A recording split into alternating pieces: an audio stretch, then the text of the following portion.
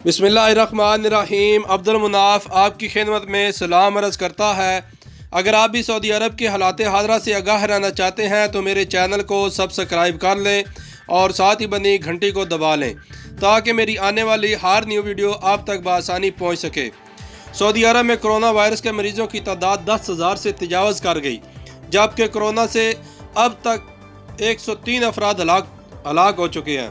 वजारत सेहत के मरकज़ी तर्जमान डॉक्टर मोहम्मद अब्दुल अलाली ने यौमिया बुनियाद पर मुनक्कदा प्रेस कॉन्फ्रेंस से खिताब करते हुए कहा, गुज़िश्ता 24 घंटों के दौरान मुमलकत के मुख्तलिफ शहरों में 1122 अफराद में कोरोना वायरस का टेस्ट पॉजिटिव आने के बाद मजमूई मरीज़ों की तादाद 10,484 हो चुकी है।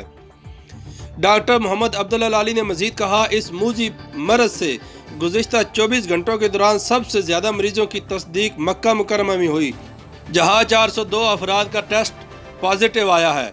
रियाज में 200, जद्दा में 186, मदीना मुनव्वरा में 120, दमाम में 78, अल हफूफ में 63, अल जुबैल में 39, ताइफ में 16, अल खुबर में 5, अबहा, बुरेदा और नजरान में 3 मरीज़, जबकि अल मुदा, यम्बो, अल जुल्फी और अल दुरैया में एक मरीज़ की तस्दीक होने के बाद मरीज़ों की मजमूई तादाद 10,484 तक पहुँच गई है। अब तक कोरोना वायरस से मुमलकत की सतह पर 1,490 अफराद सेहतयाब हुए हैं, जिनसे वजारत सेहत के रीजनल इदारों के अहलकार मुसलसल राब्ते में हैं।